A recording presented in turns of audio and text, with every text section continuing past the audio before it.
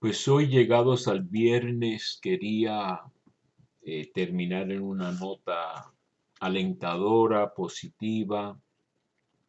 Estaba viendo las lecturas de la misa y me llamó la atención la lectura de la misa de mañana, sábado, del profeta Miqueas.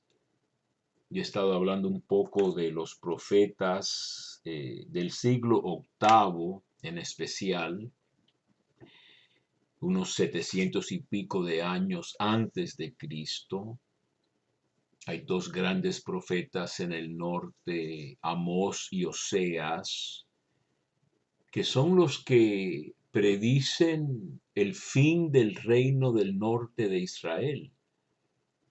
El reino de Israel se dividió en dos por los abusos de Salomón principalmente, impuestos, una corte suntuosa, muchos amigotes comiendo y bebiendo a su mesa, una serie de abusos de su poder, no como su padre David, y el castigo, según los teólogos deuteronomistas, de estos libros de Josué, Jueces, Samuel y Reyes, es que por ese pecado, esos pecados y tantas mujeres que tuvo extranjeras que le desviaron su corazón de seguir a Yahvé enteramente, aunque se le había aparecido Yahvé dos veces a Salomón, Primera de Reyes, capítulo 11, pues se divide en el reino del norte y el reino del sur, y hay profetas en el norte como Elías, Eliseo, que no dejaron libros, pero están eh, mencionados y sus historias se cuentan en los libros de los reyes. Y después viene Amós y Oseas a decir, ya se terminó este reino, será destruido. Y en verdad esas 10 tribus del norte, de las 12 tribus de Israel, prácticamente desaparecerán hasta quizá que venga el Mesías y reúna a las 12 tribus de nuevo. Y el profeta Miqueas y el profeta Isaías de Jerusalén profetizan en el sur. Y Miqueas también es muy duro con lo que se llama la justicia social. Le dice a los sacerdotes y a los poderosos que se están comiendo a su pueblo. Él es una persona del campo, de Moreshet, no de la capital, y siente el peso de todas las cargas que le ponen a los campesinos, etcétera, eh, abusivamente, ¿no? Pero todos estos profetas han sido editados, han sido transmitidos sus mensajes por discípulos y con añadiduras a veces y adaptaciones para los nuevos tiempos, etcétera. Y todos estos profetas han sido editados, se han puesto cosas en sus libros que suavizan o por lo menos terminan en una nota de esperanza. La última palabra será la salvación de Yahvé. Incluso la venida del Mesías, el profeta Miqueas es el famoso profeta que profetiza que el Mesías viene de Belén, en el capítulo 5 de Miqueas, ¿no? Pero todos estos profetas que se llaman profetas posteriores en el canon judío, los anteriores son Josué, Jueces, Samuel y Reyes.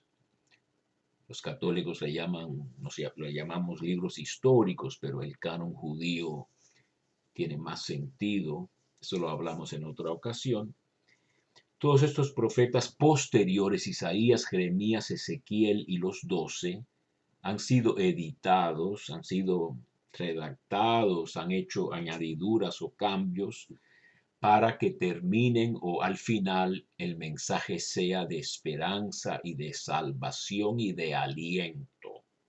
después de todas las críticas tan a veces atroces que hacen contra los abusos. Es importante eso, ¿no? Entender bien la enfermedad. Tú no quieres ir al médico y que te digan que estás todo bien si tienes un cáncer o algo que necesita operarse y algún procedimiento durísimo, dolorosísimo, pero necesario. Es precisamente lo que estamos viendo, yo creo, hoy en día.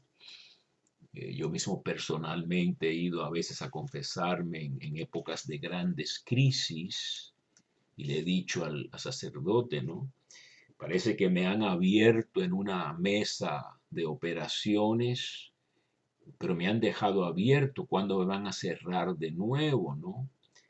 Y pensé también, a tal mal, tal remedio. Cuando se sufre mucho o se está en una gran crisis, muchas veces es señal de que algo no va bien. Y lo peor que se puede hacer es virar la vista, ¿no? No poner atención, no examinar a fondo con sinceridad en busca de la verdad, que es la que nos hace libres, pues examinar a fondo qué es lo que está pasando, cuáles son los problemas para resolverlos, taparlos, negarlos, racionalizarlos, inventar cuentos que nos halagan a nosotros mismos, que no nos hace sentir mal, el caramelito que no alimenta, es más, hace daño. Eso no son soluciones. Pero con todo eso no quiere decir que al final el que más puede que nosotros es Dios. Yo estaba pensando en estos días hablar sobre la fe, el discernimiento de la presencia de Dios entre nosotros, en nuestra vida. Eso requiere, pues, pensar, concentrarse, orar, incluso leer la Biblia. Y nos damos cuenta de Dios como una persona, una presencia amorosa, poderosa, pero es siempre con esta realidad que es dura.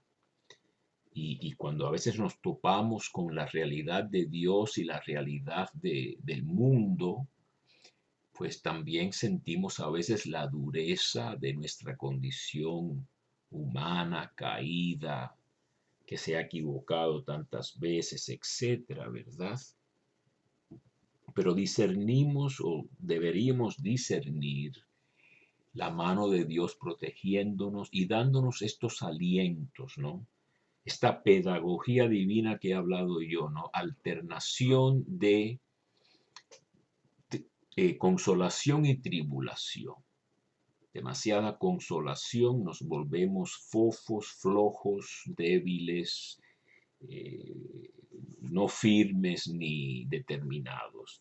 Si nos dan mucha tribulación, nos abrumamos y nos queremos rendir y desesperamos, ¿no?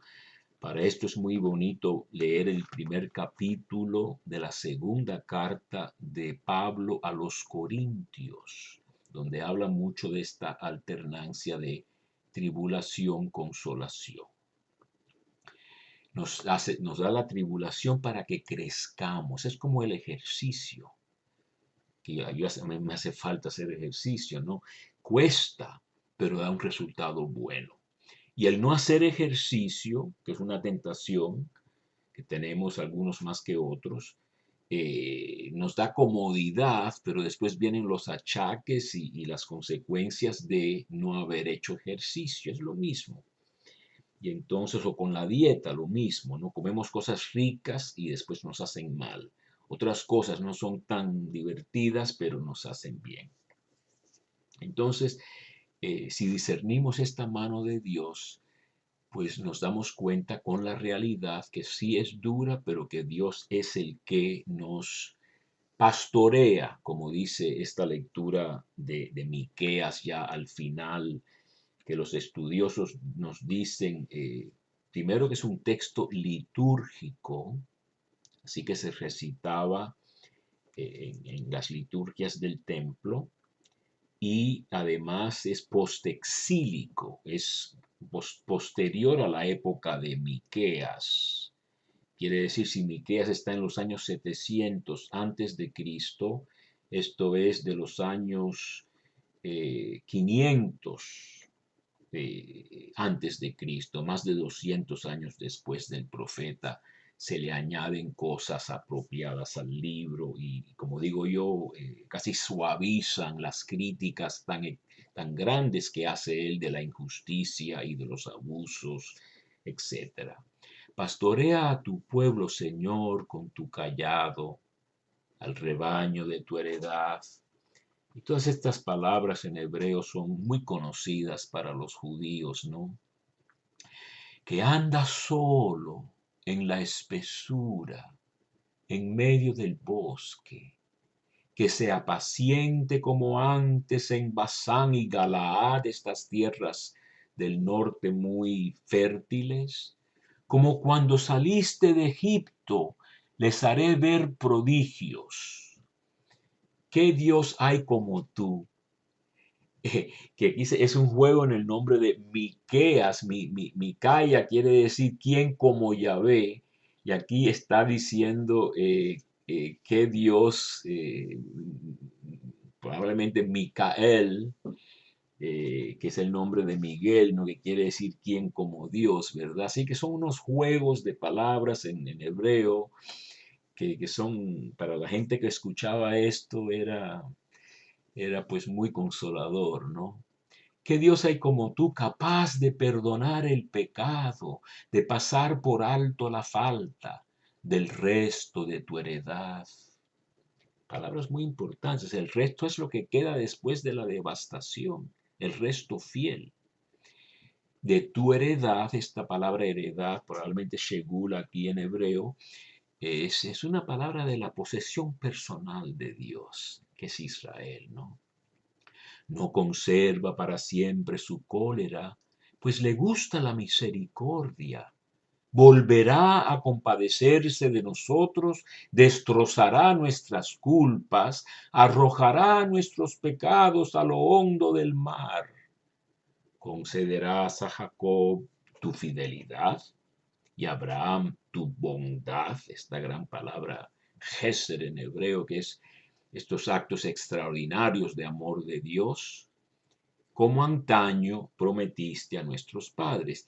Y hablando de esta palabra Gesed, que suena un poco extraña, pero es la palabra de el amor inesperado, inaudito de Dios, precisamente la lectura del Evangelio de Lucas sobre el hijo pródigo es precisamente un padre, que es Dios, que hace cosas totalmente inesperadas. En vez de regañar al hijo pródigo que derrochó la herencia antes de que muriera el padre, lo abraza, le da un anillo y le da una fiesta. Y así es el gesed del amor inesperado de Dios.